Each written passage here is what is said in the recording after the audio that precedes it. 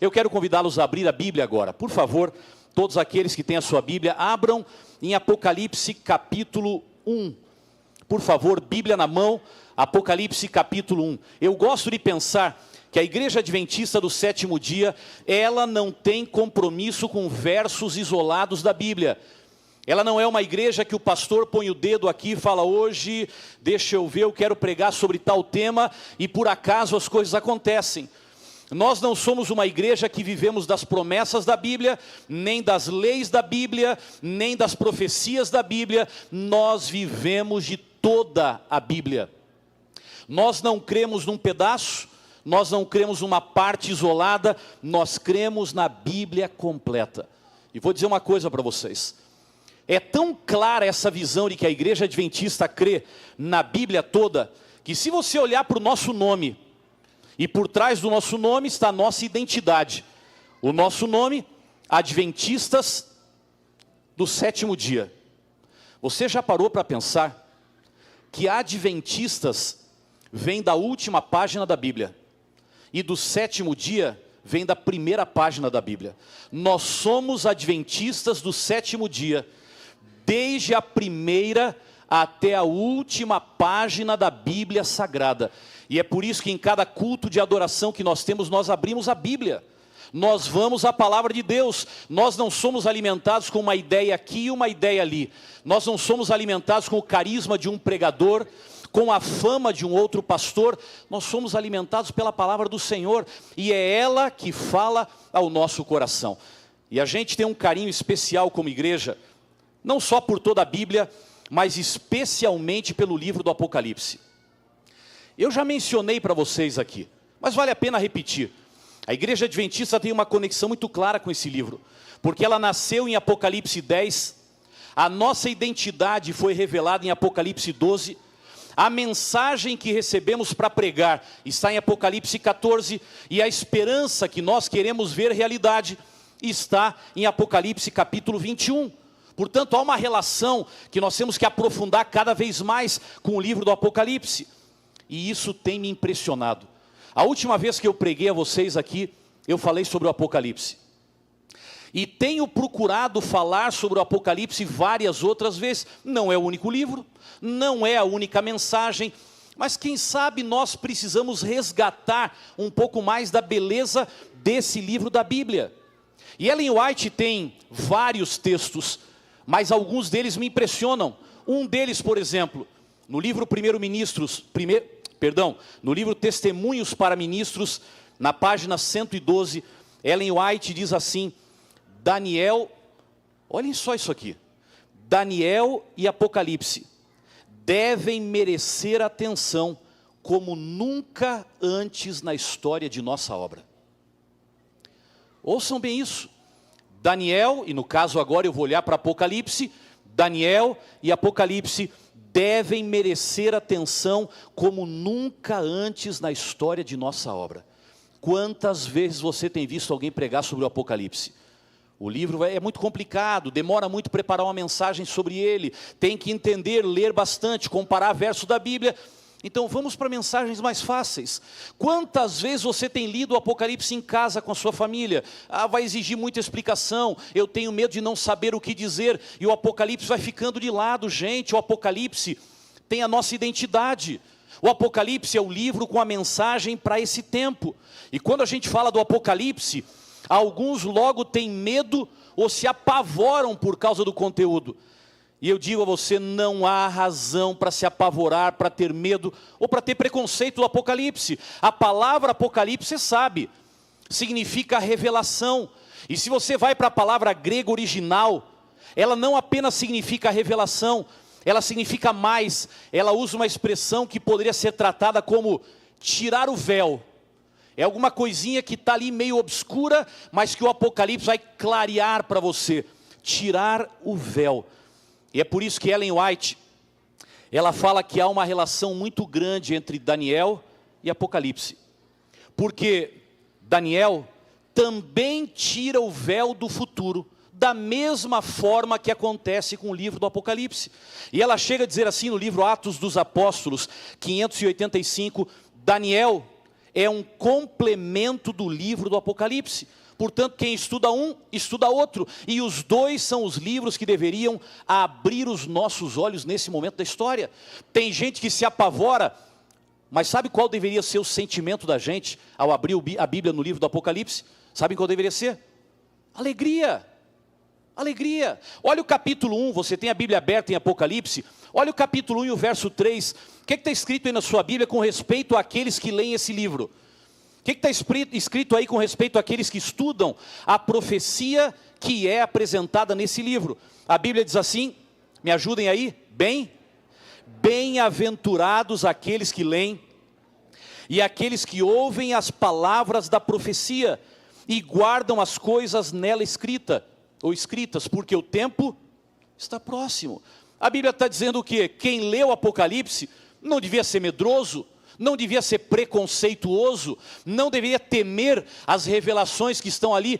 Quem estuda o Apocalipse deveria ser feliz, bem-aventurado é feliz. E sabem que eu tenho uma alegria especial no Apocalipse, e acho que você também tem. O livro do Apocalipse, dizem quase todos os analistas da Bíblia, o livro do Apocalipse é um livro onde se encontram e se cumprem todos os livros da Bíblia. Já tinha parado para pensar nisso? Repito, o livro do Apocalipse é o livro bíblico onde se encontram e se cumprem todos os livros da Bíblia. Se você parar para dar uma olhada no Apocalipse, o Apocalipse cita 28 dos 39 livros do Antigo Testamento. Portanto, o Antigo Testamento se encontra no Apocalipse.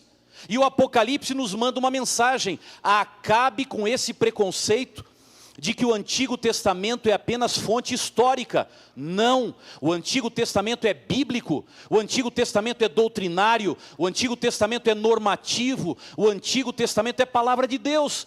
É por isso que o Apocalipse cita 28 dos 39 livros do Antigo Testamento.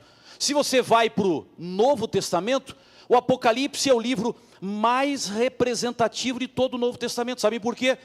Porque a figura central do Apocalipse é a revelação de Jesus Cristo.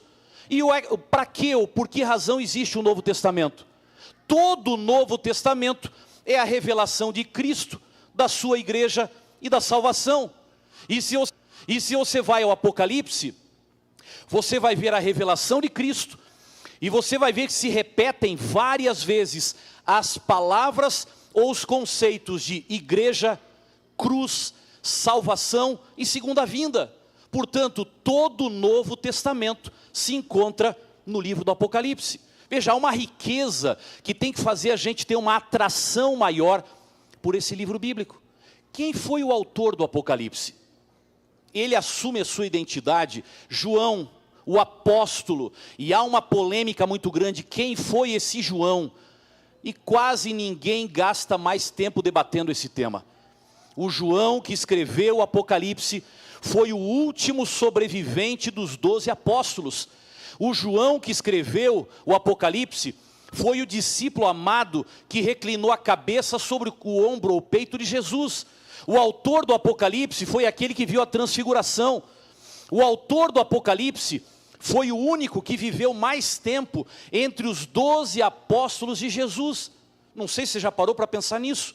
João foi o único apóstolo de Cristo que viu a destruição de Jerusalém. João foi o único apóstolo de Cristo que viu a destruição do templo e que fugiu de Jerusalém para continuar vivo. Os demais ouviram falar da destruição do templo, mas morreram antes. Eles não passaram pelaquela tribulação que não deveria acontecer no sábado, nem no inverno, aquele temor do que viria. Não, João estava lá. João foi aquele homem, e pouca gente ouve sobre isso, que por causa do testemunho da palavra, foi colocado num caldeirão de óleo fervente para ser morto. Sabe o que aconteceu? Ellen White relata isso assim com uma descrição muito interessante. Ela fala assim: os mesmos que o colocaram no caldeirão de óleo fervente para morrer, o tiraram de lá com vida e foram obrigados a crer no poder de Deus. Ela chega a falar mais, ela diz assim: o mesmo Deus que libertou os 3 jovens hebreus da fornalha ardente em Babilônia, tirou João do tonel ou do caldeirão de óleo fervente. Nós falamos dos 3 hebreus e quase não falamos de João. Mas João foi alguém que viveu o mesmo milagre dos 3 jovens hebreus. E depois que tentaram matar João e não conseguiram matá-lo, sabe o que foi feito? Ele foi exilado em Patmos para ser silenciado. Se a gente não pode matar você, nós temos que silenciar você. E ele foi para Patmos, isolado, 80 quilômetros adentro no mar Egeu, para ficar lá, para ninguém saber dele. E enquanto o mundo tentava silenciar João, Deus se revelou a ele. E Ellen White diz que enquanto João estava em Patmos para ser silenciado, Deus falou com ele em Patmos mais do que falou com ele durante toda a sua vida. Interessante. Enquanto João foi colocado em Patmos para ser silenciado, Deus lhe deu uma revelação que guiaria o seu povo até o tempo do fim. Não tente silenciar um homem de Deus. Você pode calar o homem, mas nunca a mensagem. Foi isso que aconteceu com João. Agora venha para a Bíblia. A gente vai para o Apocalipse, é muito interessante a gente dar uma olhada e ampliar o conceito desse livro, que não tem esse medo, esse preconceito, essa fuga que alguns têm da palavra de Deus. Mas quando você vai para o Apocalipse, você vê esse destaque na pessoa de Jesus. E o destaque na pessoa de Jesus cria um pano de fundo para o Apocalipse. Algo que está por trás de tudo aquilo que João vai relatando. Animais, profecias, datas, períodos, vitória, derrota. Por trás de tudo isso está o grande conflito entre Cristo e Satanás, que começou no céu, veio para a terra, atingiu a igreja cristã primitiva, tentou alcançar a Cristo, tenta alcançar o remanescente. Por trás de tudo isso está o grande conflito. E aqui eu queria chamar a atenção de vocês. Eu já preguei aqui e mencionei esse tema, mas eu acho que esse tema mereceria a gente gastar um pouquinho mais de tempo com ele. Quando você vai para o Apocalipse e você vê esse pano de fundo do grande conflito entre Cristo e Satanás, a minha pergunta para vocês: como é que Cristo é retratado no Apocalipse? Qual é o animal que o Apocalipse usa para falar de Cristo? Não só no Apocalipse, mas em quase toda a Bíblia. Qual é o animal? Jesus é o Cordeiro de Deus que tira o pecado do mundo. Qual é o animal que o Apocalipse usa para expressar o inimigo de Cristo? Esse que está no grande conflito com ele. Esse que lá no céu queria o seu lugar, veio para a terra, tentou destruir o seu povo, tentou destruir a Cristo, tentou destruir a igreja cristã primitiva e tenta destruir a igreja remanescente. Qual é o animal pelo qual ele é representado? Dragão. Jesus cordeiro, Satanás dragão. Eu pergunto a vocês, essa não é uma batalha desproporcional? É ou não é? Ponha um cordeiro para lutar com um dragão, quem ganha? Quem ganha? Você está com medo de falar? Eu estou perguntando humanamente falando. Pegue 2 animais, ponha um na frente do outro, cordeiro de um lado, dragão do outro, quem ganha a batalha? Dragão. Ora, o Apocalipse está pintando um quadro para nós de uma batalha desproporcional. Jesus é um animal perdedor e o inimigo é um monstro ganhador. É uma batalha desproporcional. Agora, sabem qual é a minha alegria? É quando eu vou para a Bíblia e descubro que dragão versus cordeiro não é a única batalha desproporcional que tem na Bíblia. Vá lá para a sua Bíblia, eu não vou ler agora, mas você conhece várias dessas histórias. Quando Davi e Golias ficaram frente a frente, era ou não era uma batalha desproporcional? Era. Quando Elias ficou na frente dos profetas de Baal, era ou não era uma batalha desproporcional? Era. Quando Moisés e Arão, os 2 juntos, foram enfrentar a Faraó e todo o império egípcio para libertar o povo de Israel, era ou não era uma batalha desproporcional? Era também. Quando Ezequias, e você talvez não conheça muito dessa história, mas quando Ezequias foi enfrentar o exército assírio, que tinha 185 mil soldados, e eles já estavam derrotados, não tinha como ganhar a batalha. Era a batalha de um rei e um pequeno povo contra um exército da maior potência da terra, com 185 mil soldados. E a Bíblia conta a história que em uma noite, um anjo do Senhor matou 185 mil soldados do inimigo. É ou não é uma batalha desproporcional? Claro que é. Quando você olha para a igreja cristã primitiva, eles eram 12, depois viraram 70, depois eles foram lá para o cenáculo, onde o Pentecostes ou as línguas de fogo desceram sobre eles no dia de Pentecoste. Eles eram 120, sabem qual era o tamanho do Império Romano da época, que era o império que dominava o mundo? Mais de 200 milhões de pessoas. Eles eram 120, o mundo 200 milhões. Era ou não era uma batalha desproporcional? Claro que era. A Bíblia apresenta muitas batalhas desproporcionais. E vou dizer uma coisa a vocês: não foi só no tempo de Cristo, não foi só no tempo do Apocalipse, não foi só no tempo da igreja cristã primitiva. Hoje nós estamos envolvidos em várias batalhas que são desproporcionais, não tem a mínima condição de enfrentar. Eu separei algumas aqui. Por exemplo, vocês já pararam para ver qual é o nosso tamanho e qual é o tamanho da sociedade que nós temos que ora alcançar, ora enfrentar? Eu penso no Brasil, para não citar outros exemplos. O Brasil tem, segundo o censo e a estimativa para 2018, 208 para 209 milhões de habitantes. Quase 210 milhões. Vocês sabem quantos nós somos no Brasil? 1.500.000. Minha pergunta: 1.500.000 para alcançar 210 milhões. É ou não é uma batalha desproporcional? Quando eu paro para pensar na nossa missão e no tamanho do nosso desafio, pensa em Brasília, pensa em São Paulo, pense no Rio de Janeiro, pense em Buenos Aires, pense em Nova York. Olhem para o tamanho da igreja, para o tamanho das cidades e para o tamanho da missão que o Senhor nos entregou para alcançar. É ou não é uma batalha desproporcional? Quando eu paro para pensar na nossa cultura social, e quando eu paro para pensar nos nossos princípios, eu chego à conclusão de que essa é outra batalha desproporcional. Fale por aí sobre o sábado, e experimente dizer no seu trabalho que você não vai aceitar uma promoção porque você é fiel ao dia de sábado e não vai transgredir esse dia por razão nenhuma. Você vira um cordeiro na frente de um dragão. Experimente se levantar até dentro de algumas igrejas, ou experimente se levantar aí fora onde você trabalha, onde você estuda, para dizer que você crê no que a Bíblia ensina sobre família e sexualidade. Levante-se para dizer que você crê num casamento entre homem e mulher, até que a morte os separe, como ensina a Bíblia. É briga de dragão contra cordeiro. Parece que você não tem a mínima chance sequer de defender essas ideias. Levante-se na sua universidade para dizer que você crê em Gênesis capítulo 1, não como uma teoria, mas como um relato. Teoria é um fato que foi analisado, estudado e conceitualmente é descrito.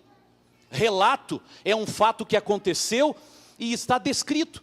E se você levanta por aí para dizer: eu acredito que Deus criou o mundo em 6 dias e no 7º criou o sábado, Deus criou o homem do pó da terra, pela sua palavra, o povo vai olhar para você: você está brincando comigo, você está brincando comigo. Ninguém mais acredita nisso, só você e a sua igreja, só você e os pastores que controlam a sua mente. Por quê? Porque quando você olha para a cultura da sociedade e para os princípios bíblicos que defendemos, parece uma briga de cordeiro, um dragão.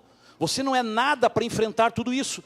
Quando eu paro para olhar a batalha entre a mídia e a religião, minha percepção às vezes é que a mídia vem contra a religião como um rolo compressor. A mídia vai popularizando valores que ninguém consegue enfrentar. Quando eles começam a dizer, a partir de agora é assim, você grita, fala, prega, anuncia, mas parece que a sua voz vira nada diante do rolo compressor da mídia que traz os seus valores. A minha percepção é uma luta de cordeiro contra dragão. Você é um cordeirinho pequenininho tentando enfrentar aquele monstro e não consegue. É uma luta aparentemente impossível, desproporcional. Olhando para dentro da igreja hoje, eu fico pensando, quando eu olho para redes sociais e culto de adoração, não parece uma briga de cordeiro contra dragão? Pense na quantidade de pessoas que durante um culto baixa para olhar o seu celular.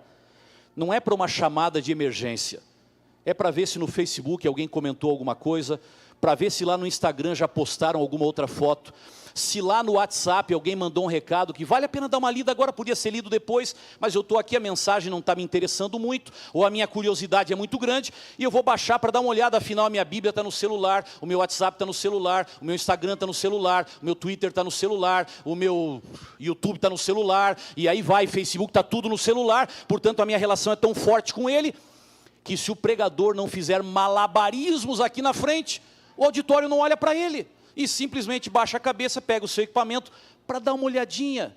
E sabe o que? Na hora da olhadinha, o pregador pode ter dito a frase que tocaria o seu coração. E o seu coração não estava ligado na mensagem. Mas eu paro para pensar, às vezes tem saída para isso. O celular está na mão de todo mundo, o tablet está na mão de todo mundo, o smartphone está na mão de todo mundo. Tem como você baixar um decreto para as pessoas não olharem para o celular? Não tem. Não tem, essa é uma escolha pessoal, é uma questão de adoração. E quando eu começo a pensar, eu olho para a realidade que a gente tem e penso para frente. Como é que vai ser daqui 20 anos, quando isso vai estar, a tecnologia vai estar multiplicada por vezes? Como será? E eu fico pensando, meu Senhor, é uma luta de cordeiro contra dragão. Quer dizer, você quase não tem mais forças para lutar, porque o monstro vem, ele é muito maior, você não tem controle, suas palavras não têm força, é uma luta desproporcional. Quando eu paro para pensar nas tentações que cada um de nós enfrenta, eu não sei você, eu conheço as minhas, você deve conhecer as suas. Existem tentações que são tão fortes, que você não consegue resistir, você já tomou decisão, você já prometeu enfrentar, mas elas são muito fortes, elas são maiores do que você.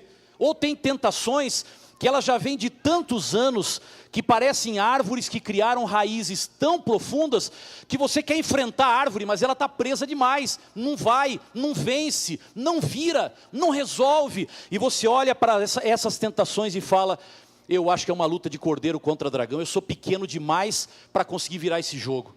Elas estão tão grandes, elas são tão fortes, elas são tão antigas, que eu já não tenho mais capacidade de enfrentá-las. É briga de cordeiro contra dragão. Quando você olha para a educação dos filhos, já parou para pensar nisso? Os valores da sociedade, eles estão tão alterados, que às vezes a percepção dos pais, de que colocar valores cristãos e bíblicos no coração dos filhos é uma batalha perdida. Porque enquanto eles vêm à igreja no sábado pela manhã, ouvem um sermão que mais ou menos é para os adultos, nem sempre fala ao coração das crianças. Elas passam uma hora e pouco ali no templo da criança e vão embora para casa. E algumas crianças, isso é tudo que elas têm durante a semana, o resto é escola, é internet, televisão para aqueles que ainda assistem, amigos, e você começa a pensar, não consigo. Sábado de manhã eu falo, filho, essa é a palavra do Senhor, filho, vamos arrumar para ir para a igreja, filho, vamos guardar o sábado. Chega em casa, ele está lá no Facebook vendo aquilo e você fala assim, não consigo, eu falo, mas não dá eco, parece uma batalha perdida, eu não tenho forças para enfrentar, eu não consigo, é cordeiro contra dragão. E para terminar minha lista, que podia ser muito maior, eu paro para pensar nos valores morais. Não parece para você uma batalha perdida? Você não tem a sensação, você que é brasileiro, porque há vários outros países representados aqui que também têm essa sensação. Mas vamos pensar no Brasil. Não passa para você a impressão de que a corrupção tomou conta do país? E você não acha ninguém, ou praticamente ninguém, que tem mãos limpas para você dizer, olha, esse aqui eu ponho a mão no fogo por ele. esse aqui eu ponho a mão no fogo. Se é uma pessoa que não se vende, não se compra, em portas abertas tem uma postura e em portas fechadas tem a mesma postura, com câmeras ligadas ou gravadores ligados ou desligados, ele tem a mesma postura. Eu ponho a mão no fogo por essa pessoa. Quantos você teria para dizer isso? Não há a sensação de que parece que os valores morais desmoronaram e você não consegue confiar em mais ninguém, que é uma batalha de cordeiro contra dragão, está vencida, está perdida, é desproporcional. Amigos, irmãos, há várias e várias e várias batalhas de cordeiro contra dragão, na Bíblia, na história, na nossa vida. Às vezes o dragão pode ser Satanás, e é uma luta do bem contra o mal. Outras vezes, dragão pode ser alguma coisa que é maior do que você. Não estou chamando de Satanás nem de inimigo, mas é algo que você não é capaz de enfrentar. É muito maior, muito mais forte, muito mais poderoso, muito mais inteligente, muito mais capaz. Você olha e fala, eu não sou nada, eu não consigo, não dá para enfrentar. Eu quero terminar lhe dando a mais linda notícia que existe no livro do Apocalipse. Quando eu paro para pensar no livro, no grande conflito, nessa batalha entre cordeiro e dragão, maior com o menor, nessa luta desproporcional, eu vibro com a notícia que a gente encontra em Apocalipse, capítulo 17 e o verso 14. E eu queria que você, junto comigo, terminasse a mensagem dessa manhã, olhando para esse verso e reafirmando a sua confiança neste livro e nas palavras que João nos apresenta. A luta é de um cordeiro contra um dragão, do mal contra o bem, do maior contra o menor. A luta é desproporcional, mas olha o que está escrito aqui, Apocalipse 17 e o verso 14, diz assim, pelejarão eles contra o cordeiro, e o que é que está escrito aqui? E o cordeiro os vencerá, porque ele é o quê? Senhor dos senhores e Rei dos reis. E aí vem a parte mais bonita, e vencerão também, quem? Também os chamados eleitos e fiéis, que se acham com ele. Gente, a luta que a Bíblia apresenta é desproporcional, mas a mesma Bíblia que apresenta a luta desproporcional, também fala que a vitória será desproporcional. O cordeiro vencerá. Só na Bíblia, o menor vencerá o maior, ou o aparentemente menor vencerá aquele que acha que é o maior. E a Bíblia é clara, o cordeiro os vencerá, porque ele não é apenas um cordeiro, ele é Rei dos reis e Senhor dos senhores. E a minha alegria é essa, a vitória não é só de Cristo, a vitória não é só do cordeiro, a vitória não é só do aparentemente menor, a vitória não é só do indefeso, a vitória não é só daquele que não sabe mais como lutar, a vitória é de todos aqueles que estiverem aliados ao cordeiro nessa batalha. Em qualquer situação, o cordeiro vencerá. Você fala amém? Eu vou repetir, em qualquer situação, o cordeiro vencerá. Por favor, não desista, nem desanime, vença com o cordeiro. Pare de olhar para dentro de você mesmo e dizer, eu não consigo, eu não posso, não vai dar. Gente, olha o nosso tamanho, olha a pressão que eles estão fazendo, olha o debate que teve ontem no Supremo, a gente não vai conseguir. Senhores e senhoras, eu lhes digo que essa vitória não é humana, essa vitória é divina. Eu lhes digo que essa batalha não é humana, não é pelo nosso método, não é pela nossa inteligência, não é pela nossa articulação, não é pelos nossos advogados, sociólogos, psicólogos, médicos, pastores, é pelo Cordeiro de Deus que a batalha será vencida, porque é uma batalha impossível que será vencida por milagre feito diretamente pelo Senhor. Porque você conhece o que a Bíblia diz, a nossa luta não é contra quem? A nossa luta não é contra carne nem sangue. A nossa luta não é com pessoas, com instituições, com poderes, com pessoas, com personalidades, com influenciadores, com o mundo real ou virtual. A nossa luta não é contra carne nem sangue. A nossa luta é contra principados e potestades. A nossa luta é espiritual.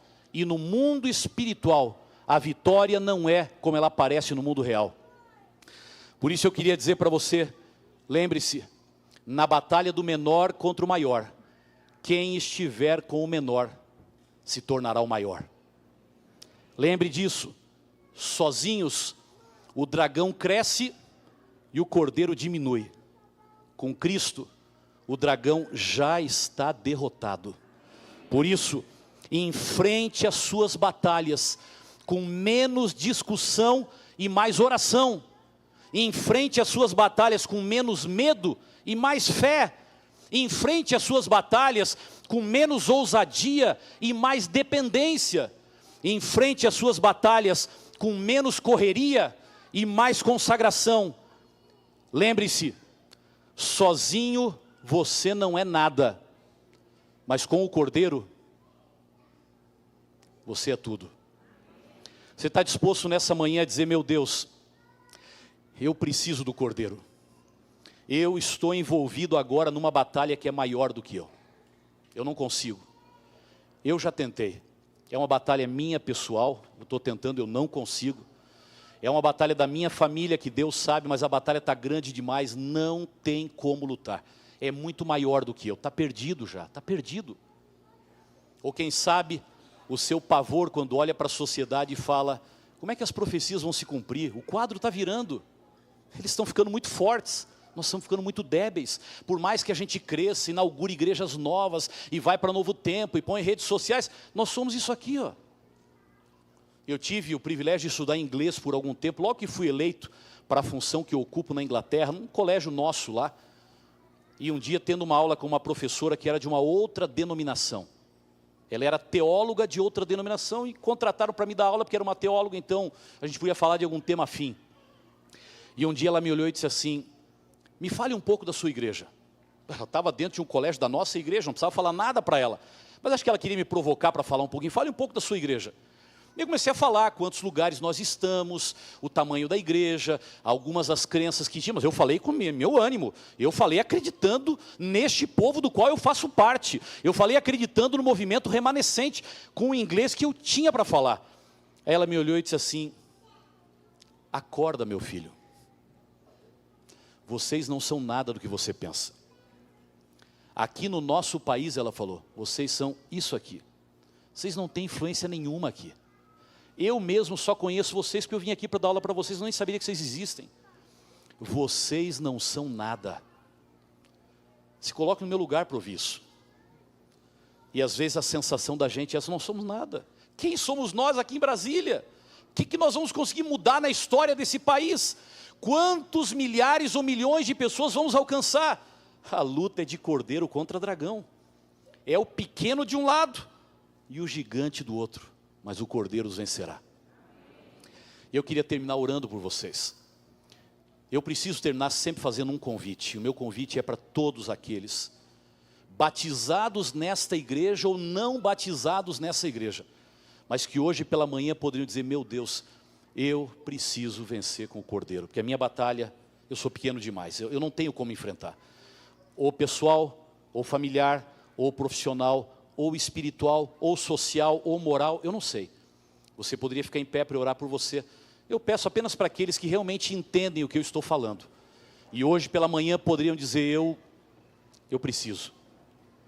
Se depender de mim, a batalha já está perdida. Se depender de mim, a batalha já está perdida. Mas eu quero enfrentá-la com o Cordeiro, na certeza de que o Cordeiro vencerá. Nosso Deus e nosso Pai. Aqui está o teu povo, filhos a quem o Senhor ama e filhos que o Senhor convidou para virem à igreja nessa manhã de sábado. Filhos que andam com o Senhor no sábado e permanecem com o Senhor durante toda a semana, porque a vida de cada um pertence ao Senhor. Filhos que estão metidos numa sociedade, ou envolvidos numa família, num trabalho, eu não sei, onde enfrentam uma luta parecida com a luta do cordeiro e do dragão. Uma luta que parece longa demais, já deveria ter terminado, Senhor, mas não terminou ainda.